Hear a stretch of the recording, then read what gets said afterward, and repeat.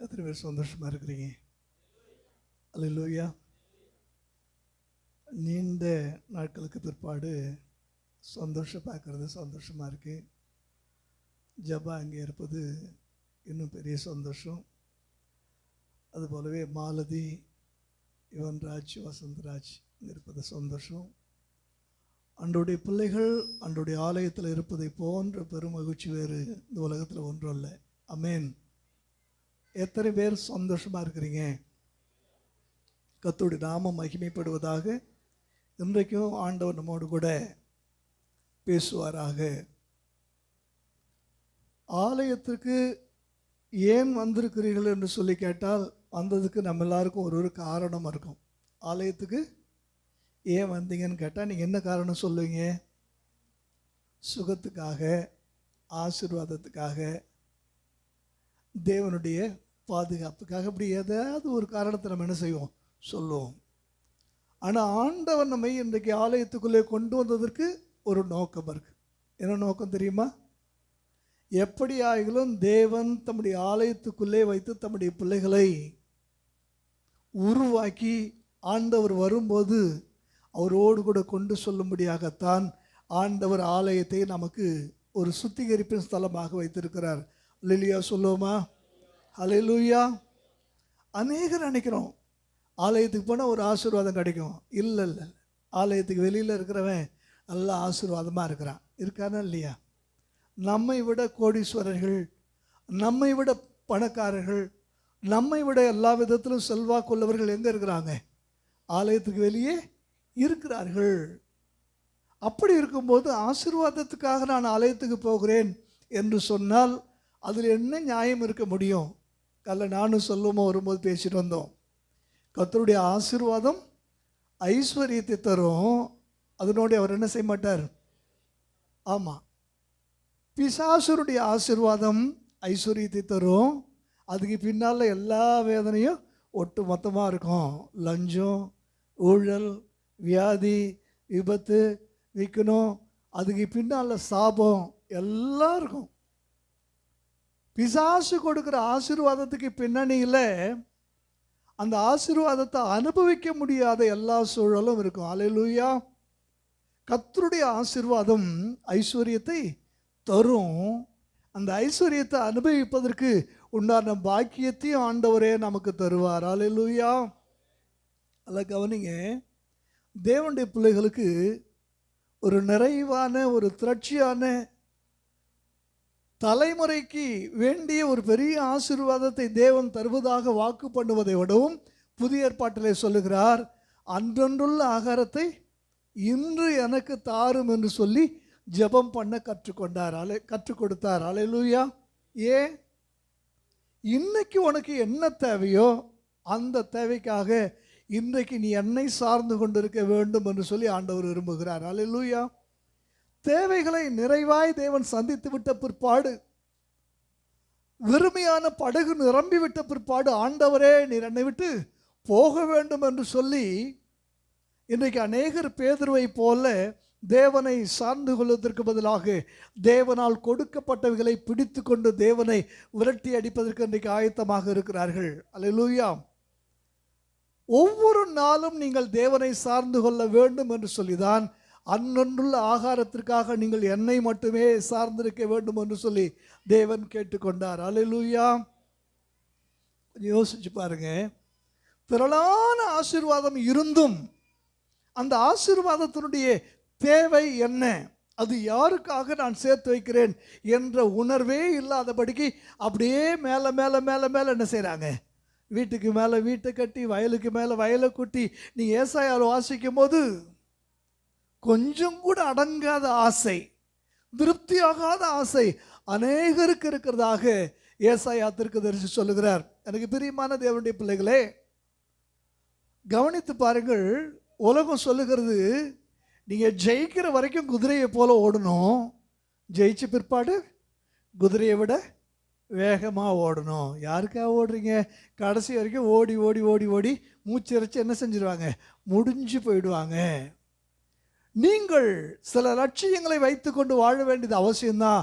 ஆனால் அதே சமயத்தில் அது ஏன் எதற்காக, யாருக்காக, எவ்வளவு இருந்தால் போதும் என்றதான அந்த திருப்தியான ஒரு மனது நமக்கு வேண்டும் என்று சொல்லி ஆண்டவர் எதிர்பார்க்கிறார். அல்லேலூயா. இன்றைக்கு நாம் வாசிக்கப்பட்டதான அந்த வேத பகுதிக்கு நேராக நாம் திருப்பிக் கொள்ளலாம். ஆதியாகமம் 19வது அதிகாரம். நீங்கள் வாசிப்பதற்கு முன்பதாக ஒன்று சொல்கிறேன். நீங்கள் கையில் வச்சிருக்கிற இந்த வேதாகம புஸ்தகம் இருக்கிறதே, இந்த வேதாகமத்திலே தேவன் சிருஷ்டிப்பின் வல்லமையுள்ள வார்த்தைகளை வைத்திருக்கிறார். உலகத்தை சிருஷ்டித்ததான வரலாறு, அவர் செய்ததான அற்புதங்கள், தேவனுடைய வல்லமை வெளிப்பட்டதான சம்பவங்கள் எல்லாவற்றையும் தேவன் எடுத்து இந்த வேதத்தில் வைத்து, இந்த வேதத்தை எடுத்து உன் இதயத்தில் வை என்று சொல்லி ஆண்டவர் கேட்கிறார். அல்லேலூயா. தேவன் தம்முடைய வல்லமையை வெளிப்படுத்துகிற எல்லா சம்பவங்களையும் வேதாகமத்தில் எழுதி வைத்து இவைகளை எடுத்து உன்னுடைய உள்ளத்தில் வை. உன் வாயினாலே அப்புறம் நீ என்ன செய், பேசு. அப்போ உனக்கு எல்லாமே இதில் நடந்த மாதிரியே நடக்கும்னு சொல்கிறார். அல்லேலூயா. தேவன் சிருஷ்டிப்பின் வல்லமையை இந்த வேதத்தில் வைத்து, இந்த வேதத்தை எடுத்து எங்கே வைக்க சொல்கிறாரு? இருதயத்தில் வை. அப்புறம் என்ன செய்யட்டும்? அல்லேலூயா. எத்தனை பேர் விதைகள் பார்த்துருக்குறீங்க? அது கேட்குறதுக்கு சின்ன குழந்தை மாதிரி நீங்கள் சொல்லுங்கள். எத்தனை பேர் விதைகள் பார்த்துருக்குறீங்க? சீட்ஸ். அது முளைச்சி பார்த்துருக்குறீங்களே. முளைச்சி செடியாக பார்த்துருப்பீங்க, கொடியாக பார்த்துருப்பீங்க, விருட்சமாக என்ன செஞ்சுருப்பீங்க, பார்த்துருப்பீங்க. விதைகள் எப்போ முளைக்கும் சொல்லுங்கள்? வேற கரெக்டாக சொல்லுங்கள். விதைகள் எப்போ முளைக்கும்?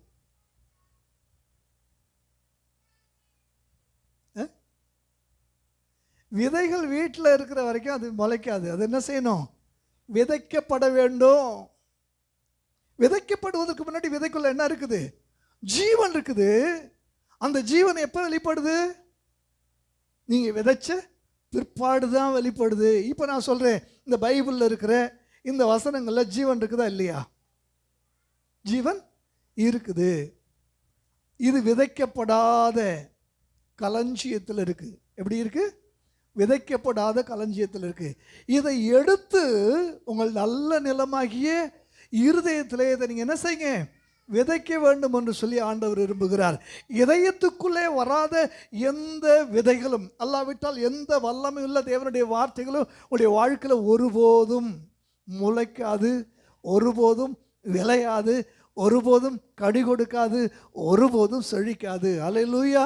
ஆக இந்த வேதாகமம் என்கிறதான இந்த களஞ்சியத்தில் நிறைவான தேவனுடைய வல்லமையுள்ள, தேவனுடைய ஜீவனுள்ள, தேவனுடைய சக்தி உள்ள வசனங்கள் எல்லாம் இந்த களஞ்சியத்தில் நிரம்பி இருக்கிறது. இந்த களஞ்சியத்தில் நிரம்பி இருக்கிறதை தினந்தோறும் எடுத்து எங்கே விதைக்கணும்? உங்கள் உள்ளத்துக்குள்ளே விதைச்சிங்கன்னா அன்றன்றுள்ள ஆகாரம் அன்றன்றைக்கு உங்களுக்கு விளையும். கரங்களை தட்டி கர்த்தரை மகிமைப்படுத்துவோமா? அல்லேலூயா. அதனால தான் பரிசுத்தவான்கள் வேதாகமத்தை நீங்கள் என்ன செய்யுங்க, வாசிங்க வாசிங்க வாசிங்கன்னு தொடர்ந்து சொல்லிகிட்டே இருக்கிறாங்க. களஞ்சியத்தில் இருக்கிற வரைக்கும் உங்களுக்கு ஒரு பிரயோஜனமும் இல்லை. இதை இதயத்தில் எடுத்து நீங்கள் விதைக்கும் போது அப்படியே உங்களுடைய வாழ்க்கையில் ஒரு பெரிய வல்லமை வெளிப்படுகிறது. இப்பொழுது வாசிக்கலாம். ஆதியாகமம் 19வது அதிகாரம் 18வது வசனத்தை வாசிங்க. 17, 18 சேர்ந்த போல் வாசிக்கலாம். அவர் உன் ஜீவன் தப்ப ஓடிப்போ, இந்த சமபூமியில் எங்கும் நில்லாதே. அதற்கு லோத்து, அப்படி அல்ல. எல்லாம் சொல்லுங்க, எல்லாரும் சேர்ந்து சொல்லுங்க. அப்படி அல்ல ஆண்டவரே. வேற எப்படி? அப்படி அல்ல. யார்கிட்ட சொல்றான்? ஆண்டவர்கிட்ட சொல்றான். இன்னைக்கு நான் சொல்றேன், தேவனுடைய வார்த்தையை தட்டி கழிக்காதே. உன் வாழ்க்கையை பிசாசு தட்டி பறித்து விடுவான். தேவனுடைய வார்த்தையை தட்டி கழிக்காதே. உன்னுடைய வாழ்க்கையை பிசாசு தட்டி பறித்து விடுவான். இந்த செய்தியினுடைய சாராம்சமான வார்த்தைகளாக நான் சொல்லுகிறேன். தேவனுடைய வார்த்தையை தட்டி கழிப்பதற்கு 1000 காரணங்கள் உங்களுக்கு உள்ளே இருக்கலாம், உங்களுக்கு வெளியே இருக்கலாம், உங்களை சுற்றி சூழ்ந்து இருக்கலாம். ஆனால் தேவனுடைய வார்த்தை வருமானால் முடியாதுன்னு என்ன செய்யாதீங்க, சொல்லாதீங்க. முடியாத சூழ்நிலைக்கு மத்தியில் நீ இருக்கும்போது தான் தேவனுடைய வார்த்தை உனக்கு வரும். நீ முன்னே நிற்கிற தேவனை பார்த்து சரின்னு சொல்றியா, உன்னை சுற்றி இருக்கிற சூழ்நிலையை பார்த்து முடியாதுன்னு சொல்றியான்றது உன்னுடைய கையில தான் கொடுக்கப்பட்டிருக்குது. அல்லேலூயா. அப்படி அல்ல ஆண்டவரே, அப்படி அல்ல ஆண்டவரே. ஆண்டவரே, ஞாயிற்றுக்கு ஒரு நாள் தான் வேலை கிடைக்குது, இன்னைக்கு எப்படி ஆண்டவரே ஆலயத்துக்கு போக முடியும்? நீ ஆலயத்துக்கு போ. இல்லை ஆண்டவரே, ரொம்ப களைப்பாக இருக்குது, அடுத்த வாரம் நீ ஆலயத்துக்கு போ. அப்படி அல்ல ஆண்டவரே, துணி நிறைய இருக்குது துவைக்கணும், நீ ஆலயத்துக்கு போ. அப்படி அல்ல ஆண்டவரே, இன்றைக்கி எனக்கு ஒரு ஃபங்க்ஷன் இருக்குது, நீ ஆலயத்துக்கு போ. இல்லை ஆண்டவரே, இன்றைக்கி அர்ஜென்ட் வேலை இருக்குது, நான் போனால் தான் பெட்டி. இல்லை இல்லை, நீயே ஒரு நாள் பெட்டியில் என்ன செஞ்சிருவேன்? போயிடுவேன். அப்படி அல்ல ஆண்டவரே என்று சொல்லி மறுத்து பேசக்கூடிய வாழ்க்கை உங்களுக்குள்ளே இருக்குமானால் உடைய வாழ்க்கை ஒரு நாள் பிசாசு என்ன செஞ்சிருவான்? தட்டி பறித்து விடான். தேவன் உங்களை ஆசீர்வதிக்க நினைக்கும் போது, தேவன் உங்களை வாழ்விக்க நினைக்கும் போது, தேவன் உங்களை நீதிமான்களாக மகிமைப்படுத்த விரும்பும் போது, அந்த விதமான மகிமை உங்களுடைய வாழ்க்கையில் வந்து விடாதபடிக்கு தேவனுடைய வார்த்தையை மறுக்கும் போது, தேவனுடைய வார்த்தையை எதிர்க்கும் போது, தேவனுடைய வார்த்தையை அல்லல் தட்டும் போது, தேவனுடைய வார்த்தையை அலட்சியம் பண்ணும் போது, தேவனுடைய வார்த்தைக்கு கீழ்ப்படியாதபடிக்கு அப்படி அல்ல ஆண்டவரே என்று சொல்லி நீங்கள் சொல்லும் பொழுது, நீதிமானாய் இருந்தாலும் ஒரு பெரும் விலைக்கரையத்தை நீங்கள் செலுத்த வேண்டியிருக்கும். ஒரு பெரும் விலைக்கரையத்தை செலுத்த வேண்டும். அல்ல, கவனிங்க, வேதாகமம் முழுக்க நீங்கள் கவனிச்சு பாருங்க. அப்படி அல்ல என்று சொல்லி மருத்துவர்களை பற்றி உங்களுக்கு நினைவுபடுத்த விரும்புகிறேன். இந்த உலகத்தில் முதல்ல ஆண்டவரை பார்த்து ஒருத்தன் இப்படி சொன்னான். யார் தெரியுமா? காயின்.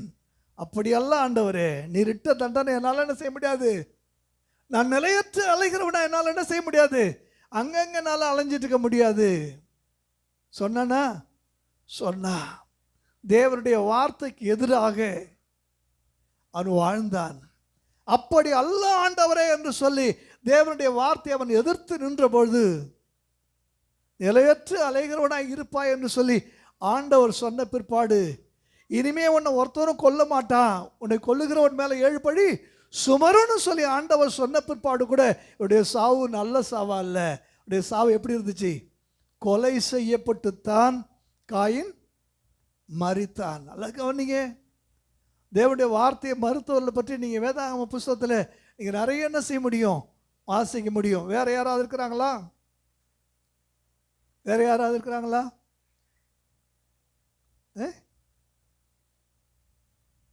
வேற யாருக்குமே இல்லையா? ஞாபகத்துக்கு வரவே இல்லையா?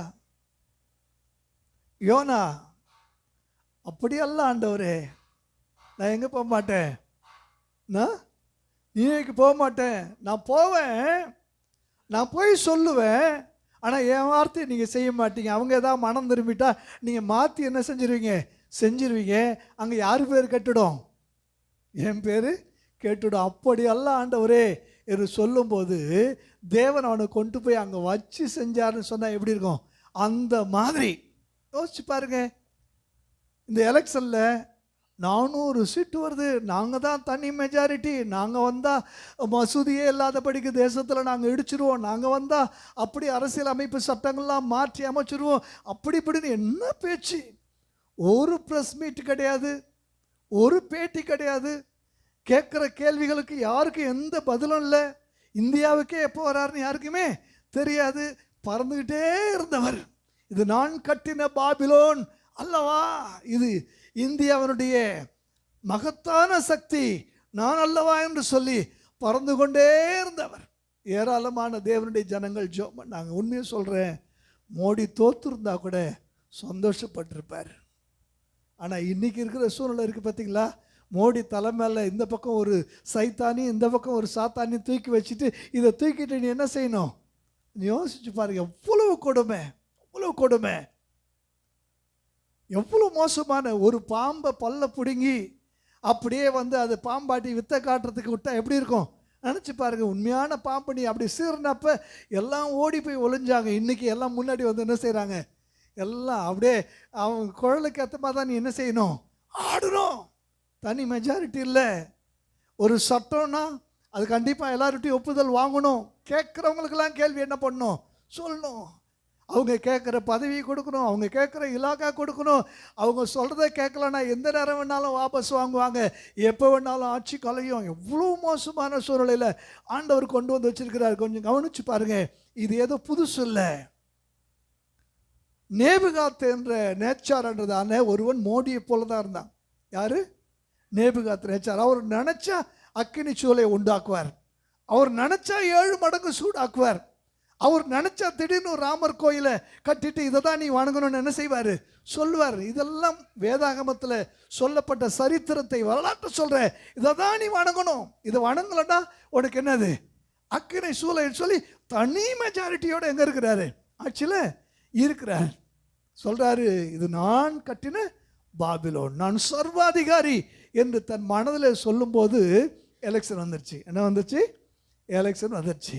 இப்போ அப்படியே டம்மி பீஸ் ஆக்கிட்டு இவரை சுற்றிலும் ஒரு பெரிய மந்திரி சபை. அந்த மந்திரி சபையெல்லாம் எல்லாம் அறிவாளிங்க.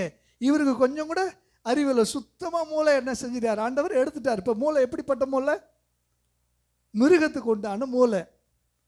மாடு புல்லு மேயிற மாதிரி என்ன செய்யற? கொஞ்சம் யோசிச்சு பாருங்களேன். ஒரிஜினலாகவே அப்படி மாட்டை போல புல்லை மேய்ஞ்சாருன்றதை தாண்டி வேற மாதிரி யோசிங்க. ஒரு மிருகத்தை போல யோசிக்க முடியாத, முடிவெடுக்க முடியாத, எந்த தீர்மானத்தையும் எந்த சட்டத்தையும் ஏற்ற முடியாத ஒரு சூழ்நிலைக்கு யார் வந்துட்டா? நேபுகாத்நேச்சார் வந்துட்டார். இந்த சூழ்நிலையில தான் புத்தி வருகிறது. என்ன புத்தி?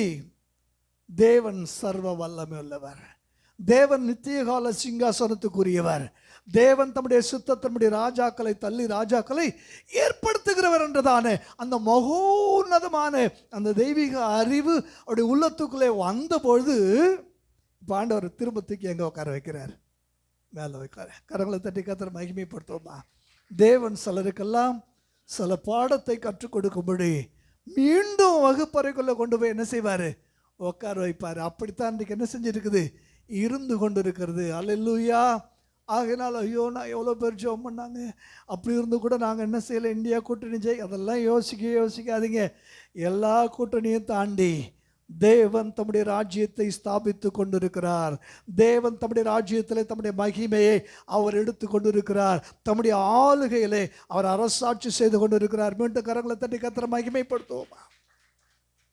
கவனிங்க, அந்த 16வது அந்த 17வது வசனத்தில் எங்கே போ சொன்னார் சொல்லுங்க?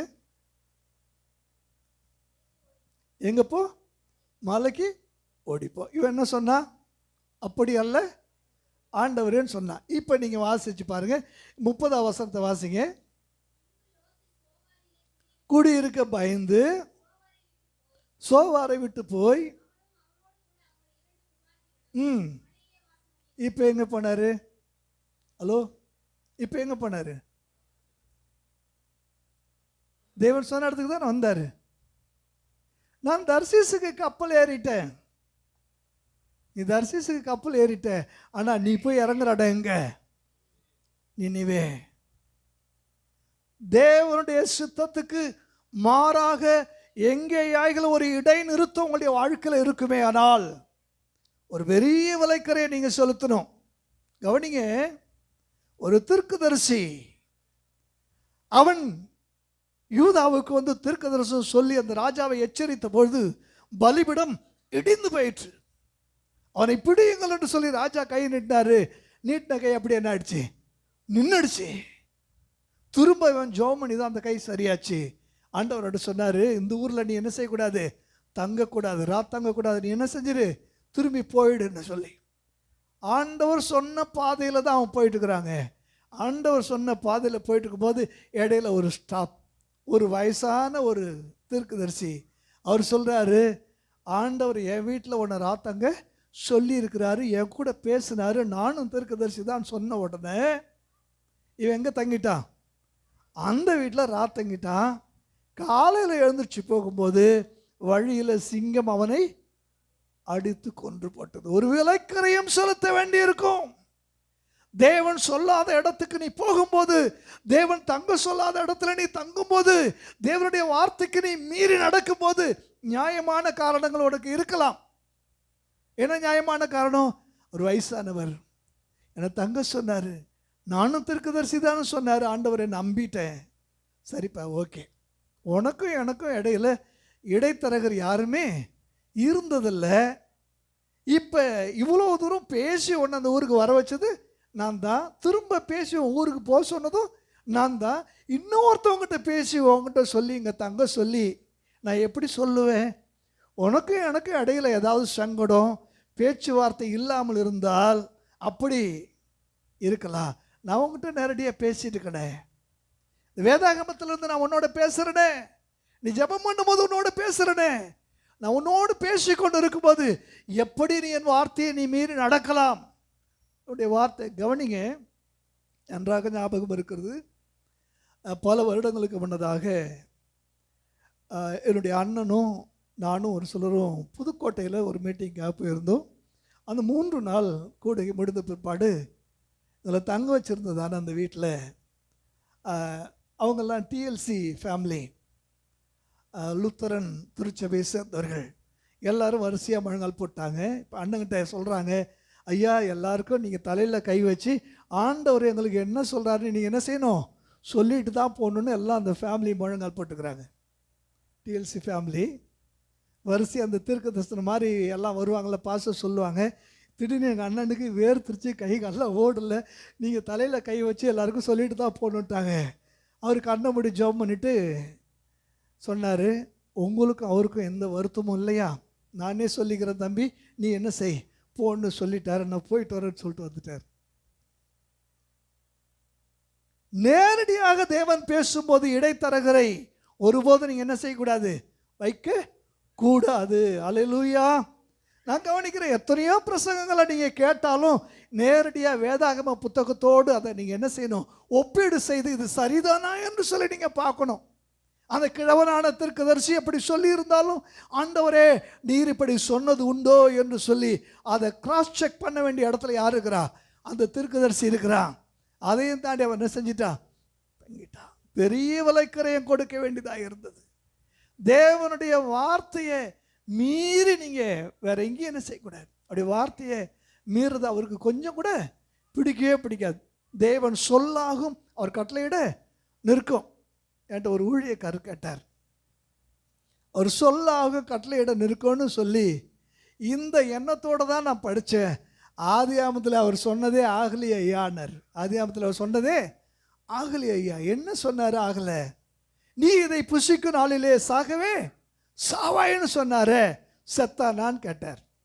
சாகவே 930 வருஷம் வாழ்ந்தான் இருக்குதே, அப்புறம் எங்க ஐயா அவருடைய வார்த்தை சொல்லி கேட்டப்ப நான் சொன்னேன், சாகவே சாவாய் என்று சொன்ன வார்த்தை சாதாரணமான வார்த்தை இல்லை. அதை புதிய ஏற்பாடோடு நீங்கள் ஒப்பிடும்போது மெய்யாகவே மெய்யாகவே நான் உங்களுக்கு சொல்லுகிறேன் என்று ஆண்டவர் ஆணித்தரமாக சொல்லக்கூடிய ஒரு வார்த்தை. சாதாரண வார்த்தைக்கு தேவன் சொல்லக்கூடிய ஒப்பீடு என்னவென்றால், வானம் பூமி ஒழிந்து போகிறது கூட எளிமையாக இருக்கும், என் வார்த்தையில் ஒரு எழுத்தாய்களும் ஒரு எழுத்தினுடைய உறுப்பாய்களும் ஒழிந்து போகுது ரொம்ப கஷ்டம்னு சொன்னார். அதே சமயத்தில் மெய்யாகவே மெய்யாகவேன்னு சொல்லி அந்த வார்த்தை ஆழமாக அஸ்திபாரம் போட்டால் அந்த சராசரங்களை அழிந்து போனாலும் அவருடைய வார்த்தை ஒருபோதும் அழியாதுன்னு சொல்லி தான் அர்த்தம். அந்த மாதிரி தான் சாகவே சாவாயின்னு ஆண்டவர் சொல்லி இருக்க, அது நிச்சயமா என்ன செஞ்சிருக்கணும், நடந்திருக்கணும். நடந்தது ஒருவேளை நமக்கு தெரியாம இருக்கணும். எப்படி சாவு நிகழ்ந்தது என்று சொல்லி எப்போதாயிலும் நீங்கள் ஆராய்ச்சி பண்ணியிருக்கிறீர்களா? நீ கவனிங்க, பேதுரு இயேசுவை நன்றாக கவனித்து பார்க்கிறார். ஏனென்றால் அவர் தான் பிரதான அப்போஸ்தலன். எங்கே போனாலும் ஃபர்ஸ்ட் பேதுரு என்ன செஞ்சிருப்பார், கூட வச்சிருப்பார். பேதுரு, யோவான், யாக்கோபு. மரித்தோரை உயிரோடு எழுப்பும் போதும் பலத்த அற்புதங்களை செய்யும் போதும் இவர்கள் 3 பேரும் கூடவே இருப்பாங்க. அப்படி கூட இருந்து பேதுரு பார்த்த காரியம் அவர் சொல்ல ஆகும், அவர் கட்டளையிட இருக்கும், காற்றும் கடலும் கீழ்ப்படுகிறதே என்று சொல்லி ஆச்சரியப்பட்டவன் அந்த பேதுரு தான். ஆனால் ஒரு முறை பேதுருடைய கண்களுக்கு முன்னதாக ஆண்டவர் ஒன்று சொல்லுகிறார், அது நடக்கவே இல்லை. பேதுருக்கு பயங்கரமான ஏமாற்றம். இதுவரை இவர் சொன்னது ஒன்றும் நடக்காமல் இருந்ததில்லை, இந்த முறை இவர் சொல்லியும் நடக்கவில்லை. இருதயத்துக்குள்ள ஒரு விதமான கலக்கம், இருள். அத்திமரத்தை பார்த்து ஆண்டவர் சபிச்சிட்டாரு. அவன் திரும்பி திரும்பி பார்த்துட்டு போறான். அத்திமரம் பச்சையா சிரிச்சிட்டு இருக்குது. இவனுக்குள்ள ஆண்டவர்கிட்ட கேள்வி கேட்கணுன்ற ஆசை. ஆனால் கொஞ்சம் அந்த ஆசையை தள்ளி வச்சுட்டு நாளைக்கு ரிட்டர்ன் இந்த வழியாக தான் என்ன செய்ய போகிறோம், வரப்போகிறோம். நாளைக்கு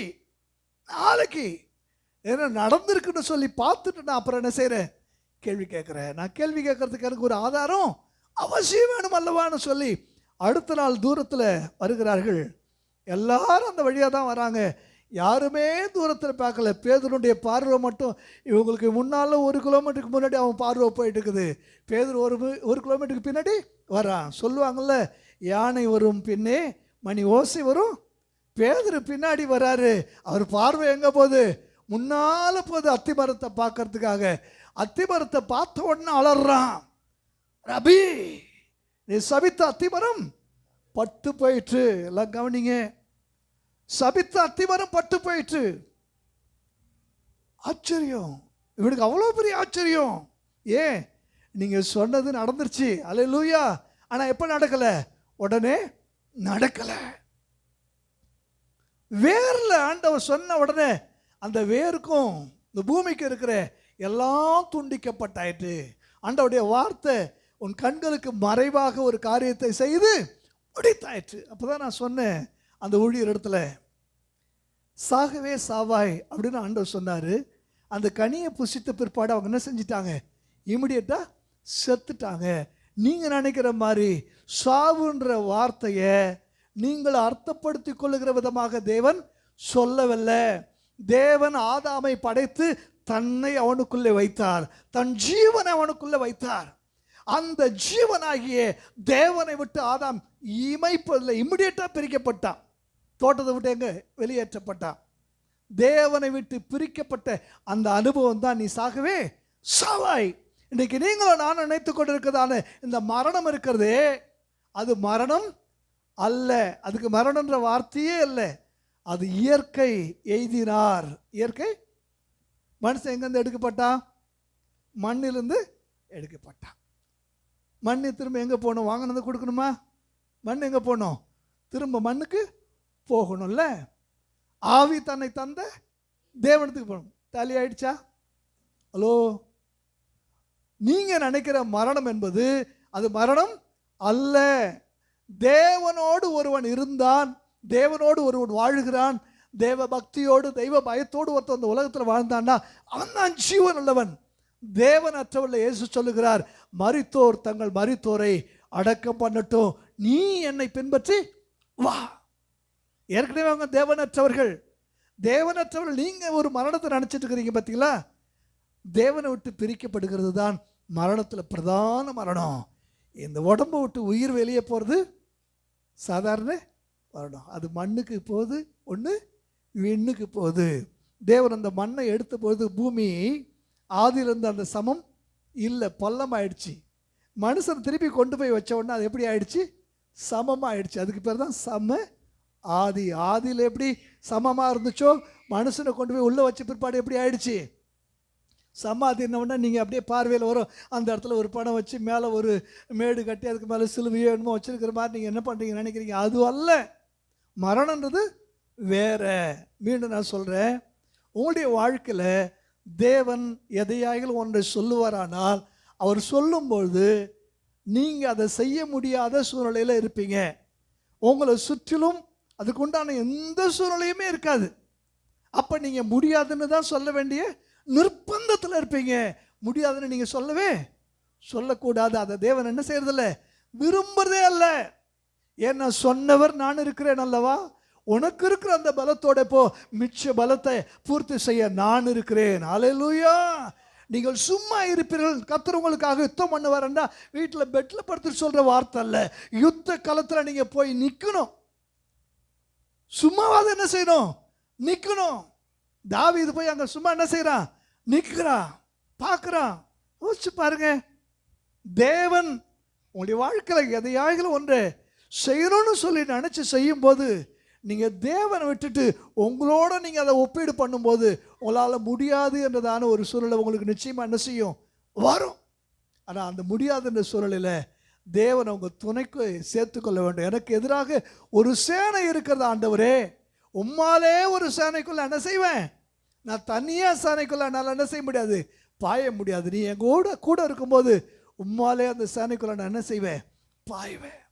தேவன் அற்றவனாக இந்த உலகத்தினுடைய வாழ்க்கையை எதிர்கொள்ளும் போது முடியாது என்ற ஒரு முற்றுப்புள்ளினுடைய வாழ்க்கையில் வரும். ஆனால் தேவனோடு இருக்கும்போது அவர் சொல்லும்போது முடியாது என்ற சூழ்நிலை இருக்கும், ஆனால் செய்து முடிக்க தேவன் உன்னோடு கூட இருப்பார். எல்லாரும் கரங்களை தட்டி கர்த்தரை மகிமைப்படுத்துவோமா? முடியாது என்ற சூழ்நிலை என்னை சுற்றிலும் இருக்கும், எனக்காக எல்லாவற்றையும் செய்து முடிக்கிற ஆண்டவரையும் கூட இருப்பார். அல்லேலூயா. திடீர்னு ஒருத்தவரை பார்த்து ஓடுன்னு சொல்றாரு. பார்த்தா குதிரை கூட சேர்ந்து ஓட சொல்றாரு. ரதத்தில் குதிரை பூட்டப்பட்டிருக்குது. மந்திரி பயணித்து கொண்டு இருக்கிறார். வேகமான குதிரை ஓட்டத்துக்கு கூட ஆண்டவர் ஓடுன்னு சொல்றாரு. ஆண்டவரே நானா குதிரையோடையா ஓடுறதான்னு சொல்லி அதெல்லாம் யோசிக்கல. ஓடுன வேகத்தில் என்ன செய்யறான்? ஆண்டவருடைய வார்த்தை கீழ்ப்படுத்து ஓட ஆரம்பிக்கிறான். ஓட ஆரம்பிக்கும் போது பார்த்தா குதிரைக்கு இணையா என்ன செஞ்சிருக்கிறா? ஓடிட்டு இருக்கிறா. ஓடுறவன் பேச முடியுமா? சொல்லுங்க. ஓடிக்கிட்டே யாராவது பேச முடியுமா? ஓட்டப்பந்தயத்தில் கலந்துக்கிறவங்கள பாருங்களேன், அப்படியே அந்த ரிப்பனை தாண்டி வந்து அப்படியே கீழே விழுந்த உடனே ஒரு 5 நிமிஷத்துக்கு அவங்க என்ன செய்ய மாட்டாங்க? பேச மாட்டாங்க. தண்ணி குடிக்க முடியாது, மூச்சு வாங்க பயங்கரமாக இருக்கும். ஆனால் ஓடிட்டே பேசுகிறா. ஐயா நீங்கள் வாசிக்கிற அந்த வேதாகமத்தினுடைய அர்த்தம் உங்களுக்கு புரிகிறதான்னு சொல்லி அவன் சொல்கிறான். இல்லை, யாராவது சொன்னாதான் புரியும். உடனே ரதத்தை நிறுத்தி அவன் என்ன செய்கிறான்? மேலே ஏற்றிக்கிறான். கொஞ்சம் யோசிச்சு பாருங்க. கொஞ்சம் கூட மூச்சு வாங்க ஓடுனான்னு சொல்லி சொன்னால் அப்போ சம்திங் ஓடினது அவனா? தாங்கிட்டு வந்தது யாரு? அல்லேலூயா. எவ்வளோ ஒரு அற்புதம். கொஞ்சம் யோசிச்சு பாருங்க. அப்போ அந்த இடத்துல சுவிசேஷத்தை சொல்லி ஞானஸ்தானம் கொடுத்து கரையேறான். வெகு தூரம் போயிட்டான். நாடு விட்டு நாடு என்ன செஞ்சிட்டான்? போயிட்டான். இப்போ திரும்பி இவனை நடக்க சொல்லலை, ஆவியானவர் அவனை அப்படியே கொண்டு வந்து ஆசுவத்தில் விடுகிறார். கரங்களை தட்டி கர்த்தரை மகிமைப்படுத்துவோமா? நாள முடியாத இடத்துல தேவன் தம்முடைய கரத்தில் ஏந்தி கொண்டு வந்து ஒன்று என்ன செய்வார்? நிறுத்துவார். அல்லேலூயா. முடியாதுன்னு சொல்லி நீ சொல்லிட்டினா அங்கே ஒரு பெரிய உலைக்கரத்தை நீ என்ன செய்யணும்? கொடுக்க வேண்டியது வரும். அல்லேலூயா. சகரியா, ஆண்டவரே என்னப்பா இது, வயசாயிடுச்சு, என் மனைவியும் நான் கிழவன், மனைவி கிழவி, இப்போ ஒரு செய்தி வருது உனக்கு ஒரு குமாரன், எப்படி? அப்படி தான் அன்னையிலேருந்து அவர் என்ன செய்யலை, இவனை பேச விட்டு அவன் பேசியே எல்லாத்தையும் என்ன செஞ்சிருவான்? கெடுத்துருவான். என்ன செய்வல்ல, பேச விடலை. யோவான் பிறந்துட்டான். அவனுக்கு என்ன பேர் வைக்கிறதுன்னு சொல்லி கேட்டப்பத்தான் இவன் பேரை பேச முடியலன்னு எழுதி காட்டுறான். அவன் எழுதிட்டு இருக்கும்போதே வாய் என்ன செய்யுது? திறக்கப்படுது. அல்லேலூயா சொல்லுவோமா? அல்லேலூயா. அதே சமயத்தில் மரியாள் கேட்குறா, ஆண்டவர் இது எப்படி, இது எப்படி ஆகும்? ஒரு இருதயத்தை ஒரு பொட்டையும் உருவிப்போம், ஒரு விலைக்கரையத்தை நீ என்ன செய்யணும்? நியாயமாக நீங்கள் கேட்டிங்கன்னா அவர் பதில் சொல்லுவார். நியாயமாக கேட்டால், புருஷனை அறியனே, ஒரு குழந்தை பிறக்கும்னு சொல்கிறீங்களே, இது எப்படி என்று சொல்லி கேட்டபொழுது அந்த இடத்துல ஆண்டவர் என்ன செய்கிறார்? நியாயமான பதில் சொல். தேவனால கூடாத காரியம் நீ கேள்வி எல்லாம் செய்யாத, கேட்காத. ஒன்று தெரிஞ்சுக்கோ, தேவனால கூடாத காரியம் ஒன்றும் இல்லை. அவரால் முடியாத காரியத்தை உங்கள்கிட்ட அவர் என்ன செய்ய மாட்டார்? சொல்ல மாட்டார். எல்லாவற்றையும் செய்ய அவருக்கு பலன் உண்டு. அல்லேலூயா. கிருபை பெற்றவளே நீ வாழ்க. சங்கீதம் 138:8 நான் வாசிக்கும் போது யோசித்தேன், கர்த்தரனுக்காக யாவையும், யாருக்கும் தெரியாத வசனம் இல்லை, புதிரான வசனம் இல்லை, எல்லாருக்கும் மனப்பாடமான வசனம். ஆனால் எல்லாரும் சொல்ல தகுதி இல்லாத ஒரு வசனம். எல்லாரும் இந்த வசனத்தை என்ன செய்ய முடியாது? சொல்ல முடியாது. இது சொன்னவருக்கு ஒரு பெரிய தகுதி இருந்துச்சு. என்ன தகுதி தெரியுமா? சாதாரண ஒரு மனுஷனா காட்டுக்குள்ளே ஓடிட்டு இருக்கும்போது ஒரு தேசத்தினுடைய இராணுவம் அவரை துரத்துது.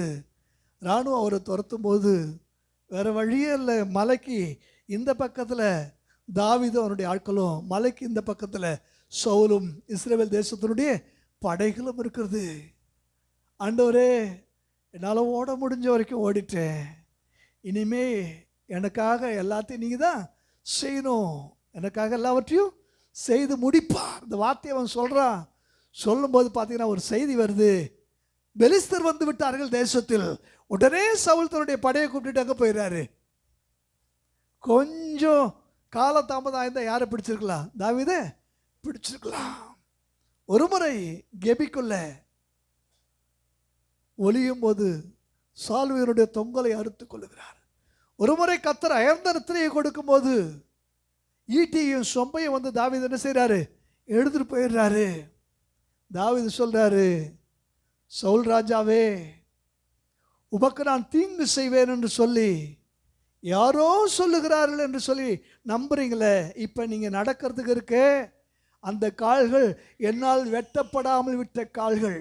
இந்த தொங்கலை அறுத்து கொண்டவனுக்கு கழுத்து அறுப்பது ஒன்றும் பெரிய விஷயமே அல்ல. இன்றைக்கு உங்களை ஜீவன் தப்ப விட்டு இருக்கிறேன். என் பார்வையில் உங்கள் ஜீவன் அருமையாக இருந்தது போல உங்கள் பார்வையில் என் ஜீவன் அருமையாக இருக்கட்டும்.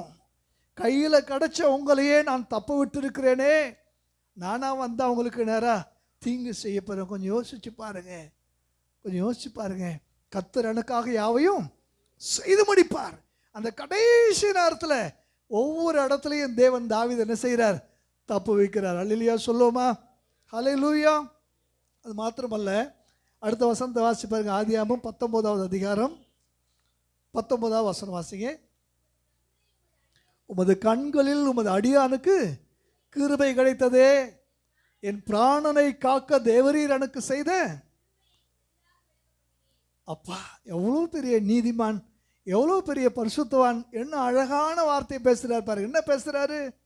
தேவரீர் எனக்கு செய்த கிருபையை பெரிதாக விளங்க பண்ணினீர், உமது அடியானுக்கு கிருபை கிடைத்ததே, என் பிராணனை காக்க அந்த கிருபை விளங்க பண்ணினீரே என்று சொல்லி அவ்வளோ அழகா என்னுடைய வார்த்தைகளை சொல்கிறான்.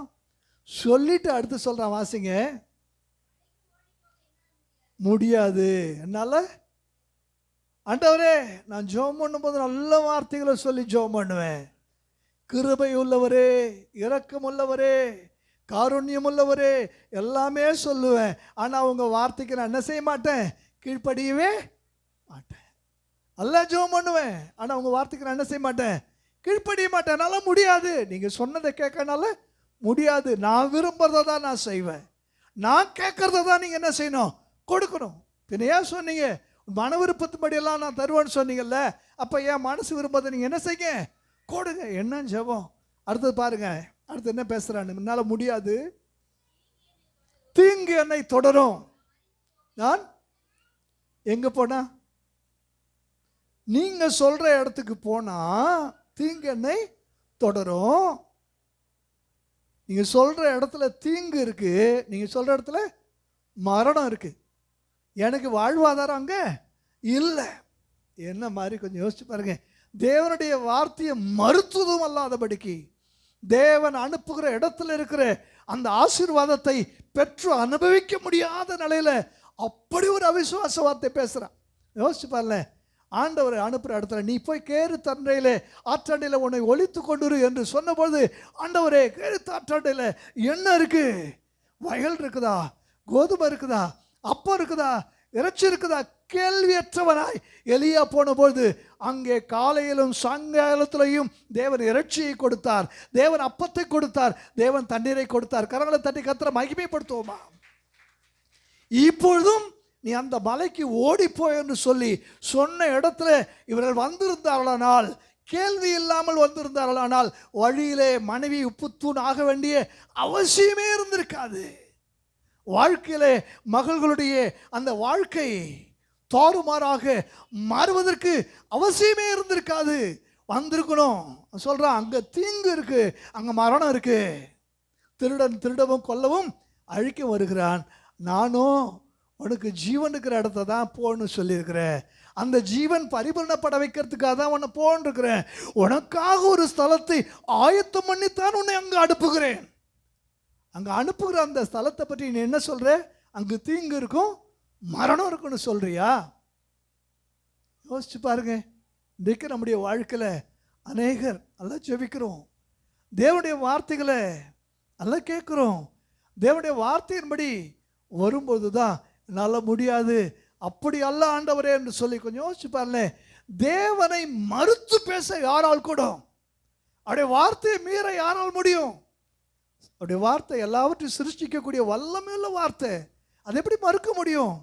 அவர் என்கிட்ட ஒன்று சொன்னால், சொன்னதை செய்யும் உலவும் அவர் என்னை விட்டு விலகுவதும் இல்லை. என்னை கைவிடுவதும் இல்லை. அல்லேலூயா. இப்போ வேணா சொல்லும்போது நான் கோலும் கையுமா இருக்கலாம், ஆனால் சொன்னதை நிறைவேற்றும் போது 2 பரிவாரங்கள் என்னோடு கூட இருக்கும். கர்த்தர் தந்த ஆசீர்வாதங்கள் என்னோடு கூட நிச்சயமாக இருக்கும். அல்லேலூயா. என்னாச்சு, நீங்கள் அடுத்த நீங்கள் வீட்டுக்கு போன பிற்பாடு அந்த பகுதி வாசிங்க. நான் கேட்குறான், ஆண்டவரே அதோ அந்த சின்ன ஊருக்கு நான் என்ன செய்கிறேன், போகிறேன். அது சின்ன ஊர் தானே, அது சின்ன ஊரோ பெரிய ஊரோ, அது தர்சிஷோ அல்லது அது பெத்லகேமோ பெத்தேலோ, அதெல்லாம் பிரச்சனை கிடையாது. நான் உனக்கு தந்த ஊர் அது அல்ல, நான் உனக்கு சொன்ன ஊர் அது அல்ல, நீ இருக்க வேண்டிய அது ஊர் அல்ல. ஆனால் நீ என்ன கேட்குற, நான் அங்கே இருக்கிறேன்னு சொல்லி கேட்குறேன். இந்த விஷயத்தில் நான் உனக்கு என்ன செய்கிறேன், தயவு பண்ணுன்னு சொல்லி ஆண்டவர் சொல்லி அவனை அனுப்புகிறாரு. கொஞ்ச நாளில் அந்த ஊரில் இருக்க பிடிக்காம அவன் எங்கே போயிட்டான்? ஏன் தெரியுமா? தேவன் அழிப்பதற்காக ஒரு லிஸ்ட் கொண்டு வந்திருக்கிறாரு. அந்த 5 பட்டணங்களில் இந்த பட்டணமும் ஒன்று சோவார். சோதோம் கொமராவிலேயே நீதிமானாக வாழ்ந்தவன் தான் இந்த லோத்து.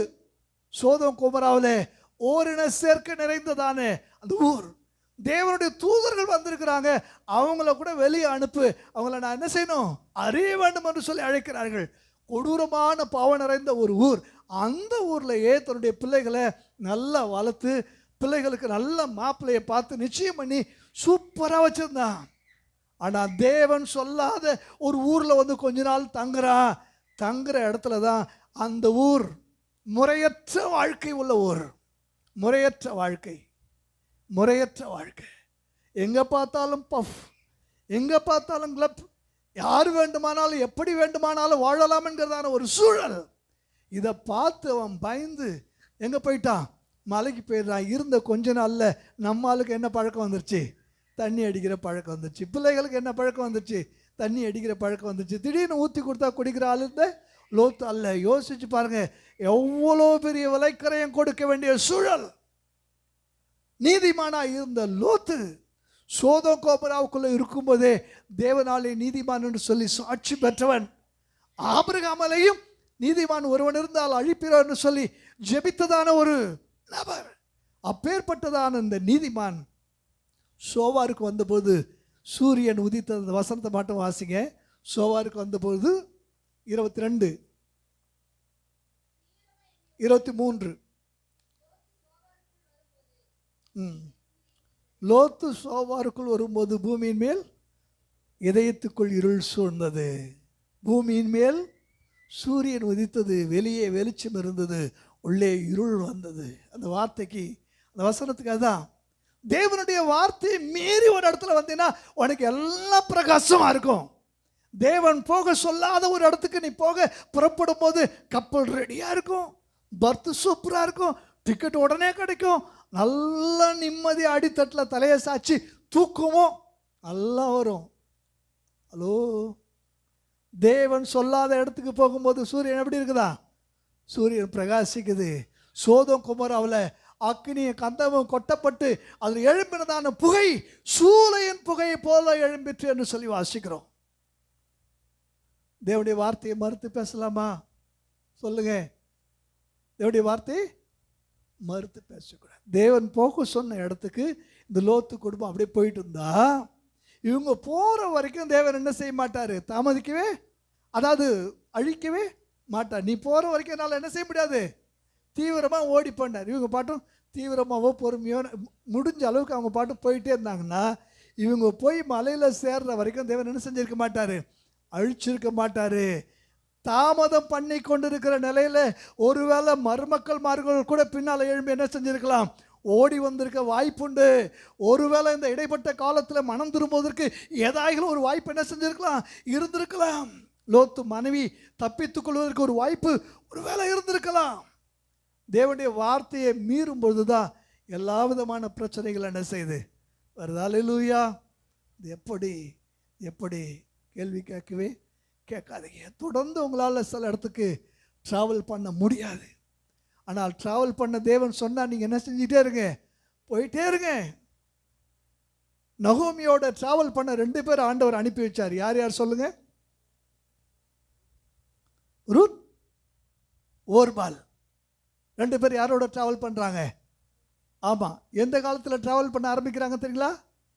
மோவாப் தேசத்தில் வசதி வாய்ப்போடு இருந்தபொழுது, புருஷனோடு இருந்தபொழுது, மகன்மார்களோடு இருந்தபொழுது, தோட்டமும் துறவும் இருந்தபோது, வயலும் வாழ்வும் இருந்தபோது, இந்த 2 பேர் எங்கே வராங்க? உள்ளே வராங்க.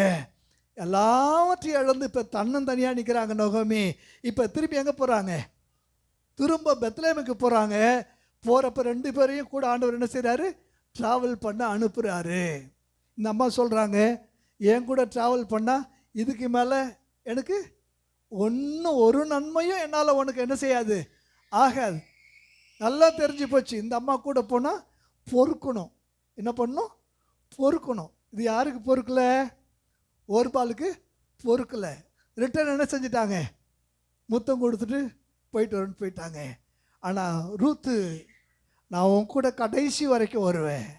யார் உன்னை விட்டு பிரிந்து போனாலும் பரவாயில்ல, ஆண்டவர் உன்னோட ட்ராவல் பண்ணும்படி என்னை இணைத்திருக்கிறார். கடைசி வரைக்கும் வருவேன். உன்னால் எனக்கு ஒரு ஆசீர்வாதம் இல்லைன்னு நீ வேணா சொல்லலாம், ஆனால் தன்னால் ஆசீர்வாதம் வரும். ஏனென்றால் நீங்கள் போகிற தேசம் என்னுடைய தேசம், நீங்கள் கும்பிட்ற சாமி என்னுடைய சாமி, மரணமே அன்றி வேறொன்றும் உன்னை என்னையும் பிரிக்காதுன்னு சொல்லி கடைசி வரைக்கும் போகிறா. நான் கடைசி வரைக்கும் போகும்போது அங்கே ஊருக்கு போன பிற்பாடு நொகோமி இப்போ எப்படி ஆயிட்டா? பழைய கௌரவம் இல்லை. இப்போ அந்த அம்மாவுக்கு என்ன பேர்? மாறாள், கசப்பு. பழைய வயல்கள் இல்லை, இப்போது பொறுக்க வேண்டிய சூழலை.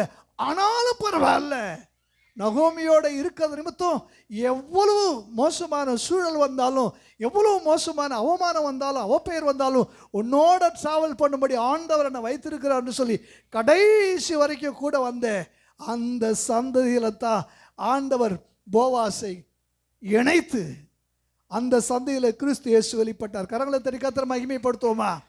இன்றைக்கி நீங்கள் கடந்து போகிற பாதையில் எதை பார்க்குறீங்க? எதை பார்க்குறீங்க? வழியில் இருக்கிற சோவாரை பார்க்குறீங்களா? ஃபர்ஸ்ட் டைம் சோவாரை பார்த்தா யார்?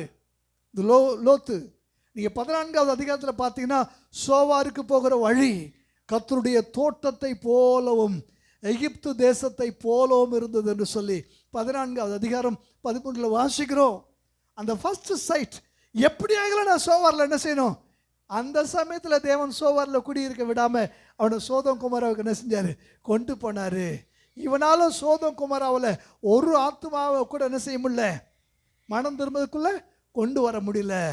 மீண்டும் சோவாருக்கு வர. சரி, அங்கேயும் ஆகலாம். இவன் என்ன பண்ணுறான்? அங்கேயும் ஒன்றும் இல்லை. அல்லேலூயா. இருக்கீங்களா இல்லையா? எதிர்வே சந்தோஷமாக இருக்கிறீங்க? ஹலோ, எல்லாரையும் தான் கேட்குறேன். எதிர்வே சந்தோஷமாக இருக்கிறீங்க? ஆமென். ஆண்டவர் சொல்லுகிற வார்த்தை, அதை மீறி என்ன செய்யாதீங்க. நானாவது மறுதளிக்கிறதாவது, ஆண்டவரே உயிரே போனாலும் நான் என்ன செய்ய மாட்டேன். இல்லைப்பா, சேவல் கூவுறதுக்கு முன்னாடி, அது கூவுறதுக்கு முன்னாடியே கழுத்தை பிடிச்சி திருவி என்ன செஞ்சிருவேன்? போட்டுருவேன். நீங்களாம் அப்படிலாம் என்ன செய்யாதீங்க, தப்பாக நினைக்க. ரெடியாக ஒரு பட்டையும் எங்கே இருக்குது? சைடில் இருக்குது. ஹலோ, தேவனுடைய வார்த்தை, அதை மீறி எதையும் நீ செய்ய முடியாது. எல்லோரும் எழும்புவோமா தேவ சம்பவத்தில்? எல்லோரும் எழும்புங்க. முடிவில் தேவன் சொன்ன இடத்துக்கு தான் நீ வந்தாகணும். அப்படி நீ வரும்போது அங்கே உனக்கு வலி இருக்கும். நீ சொன்ன மாதிரியே தீங்கு அங்கே வந்துச்சு, நீ சொன்ன மாதிரியே மரணம் அங்கே வந்துச்சு, நீ சொன்ன மாதிரி எல்லாம் அங்கே வந்துச்சு. மறுத்து மறுத்து பேசி தேவன் சொன்னதை செய்யாதபடிக்கு அலட்சியம் பண்ணி அல்லல் தட்டி அதை தட்டி கழிப்பாயானால் ஒரு நாள் அதற்குண்டான விலைக்கரையத்தை நீ கொடுக்க வேண்டியது இருக்கும். தேவனுடைய வார்த்தையை அவர் சொல்லும் போதே நீ ஏற்றுக்கொண்டால், சொல்லும் போதே ஏற்றுக்கொண்டால், திருக்கு தரிசனம் சொல் உயிரடையும் என்று சொல்லி ஆண்டவர் சொல்லும் போது உன் கண்களுக்கு முன்பாக உள்ளதான சூழலை உலர்ந்த எலும்புகள், உலர்ந்த எலும்புகள், சூழலை மோசமாக இருக்கும். நீ ஈசாக்கை பலி செலுத்து என்று ஆண்டவர் சொல்லும் போது ஈசாக்கு கேள்வி கேட்பான், தகப்பனே ஆடு எங்கே என்று கேட்பான். இருதயம் உடைந்து போகும். உடைந்து போனாலும் பரவாயில்லை, தேவன் சொன்னதை செய்ய தொடர்ந்து செல். தேவன் சொன்னதை செய்ய தொடர்ந்து செல். Thank you Jesus, thank you Lord. நன்றியோடு அமைத்திருக்கிறப்பா. உணர்ந்தவர்களாக கண்களை மூடி, ஆண்டவரே வார்த்தை எந்த சூழலிலேயே நாங்கள் மீறாதபடிக்கு அதை எங்கள் வாழ்க்கையாக மாற்ற எங்களுக்கு அனுக்கிரக பாராட்டுங்கப்பான்னு சொல்லி தேங்க்யூ ஜீசஸ். நானே வழி, நானே சத்தியம், நானே ஜீவன் மகனே, உனக்கு நானே வழி, நானே சத்தியம், நானே ஜீவன் மகளே. என்னாலன்றி உனக்கு விடுதலை இல்லை, என்னாலன்றி உனக்கு நிம்மதி இல்லை, என்னாலன்றி உனக்கு விடுதலை இல்லை, என்னாலன்றி உனக்கு நிம்மதி இல்லை. நானே வழி, நானே சத்தியம், நானே ஜீவன் மகனே, உனக்கு நானே வழி, நானே சத்தியம், நானே ஜீவன் மகளே. நான் தருவேன் உனக்கு சமாதானம், நான் தருவேன் உனக்கு சந்தோஷம், நான் தருவேன் உனக்கு சமாதானம், நான் தருவேன் உனக்கு சந்தோஷம். வருவாயே என் மகளே, கண்மணி போ உன்னை காத்திடுவேன். வருவாயே என் மகனே, கண்மணி போல் உன்னை காத்திடுவேன். நானே வழி, நானே சத்தியம், நானே ஜீவன் மகனே, உனக்கு நானே வழி, நானே சத்தியம், நானே ஜீவன் மகனே. ஆண்டவருடைய வார்த்தைகளுக்காக நன்றி சொல்லி யாராவது ஒருவர் ஜெபிப்போன்னு சொல்லும்போது சிலருடைய மனசுல யாராவது ஜெபிக்கட்டோன்னு சொல்லி அடுத்தவர்களுக்காக விட்டு கொடுத்துட்டு நீங்க இருக்கக்கூடிய அந்த நிமிடங்கள் இருக்கிறதே, அப்படி அல்ல. போட்டி போட்டு கொண்டு ஒரே நேரத்தில் 2 அல்லது 3 பேர் கூட நீங்க சேர்ந்து ஜெபிக்கலாம், தவறே இல்லை. ஜெபிங்கன்னு சொல்லி சொன்ன உடனே இந்த உள்ளத்தின் ஆழத்திலிருந்து ஆண்டவரே உம்முடைய வார்த்தைகளுக்காக நன்றி, என்னோடு பேசி இருக்கிறீங்கப்பா. இனி நீங்க சொல்லும்போது சூழ்நிலையை பார்க்க மாட்டேன், என்னால முடியாத இடத்துல என் கூட நீங்க இருப்பீங்கன்ற அந்த விசுவாசத்தோட நான் அதை செய்ய ஆரம்பிப்பேன் தகப்பனே. எஸ் லார்ட், உடைய வார்த்தையை ஒருபோதும் தட்டி கழிக்க மாட்டேன், முடியாதுன்னு சொல்ல மாட்டேன், அப்படி அல்ல ஆண்டவரே என்று சொல்லி மறுக்க மாட்டேன். மோசேயோடு தேவன் தொடர்ந்து பேசுகிறார். பல முறை பேசிய பிற்பாடு மோசே சொல்லுகிறான், ஆண்டவரே என்னால முடியாது, யாரை அனுப்ப சித்தமா இருக்கிறீரோ வேற யாரையாவது நீங்க தெரிந்து கொள்ளுங்கள் என்று சொன்னபொழுது தேவன் கோபப்பட்டு மோசேயை கொல்ல பார்க்கிறார். யோசிச்சு பாருங்க, தேவனுடைய வார்த்தையை முடியாது முடியாது என்று சொல்லும்பொழுது மரணத்துக்கு பக்கத்துல வர்றோம். தேவனுடைய வார்த்தையை முடியும்னு செய்ய ஆரம்பிக்கும் போது அந்த வார்த்தை ஆவியாயும் ஜீவனாயும் இருக்கிறது. அந்த வார்த்தை உழந்து போன உங்களுடைய எலும்புகளை கூட உயிரடைய செய்யாது, வல்லமை உள்ளதாக இருக்கிறது. அந்த வார்த்தைகளுக்காக நன்றி சொல்லி நம்ம யாராவது ஒரு சத்தத்தை வைத்து ஜெபிப்போமா? தேங்க்யூ. ஆமென், ஆமென். எல்லாரும் சேர்ந்து யோகித்து ஒரே குரல்ல சொல்லுவோமா? என் ஆத்துமாவே கர்த்தரை ஸ்தோத்திரி,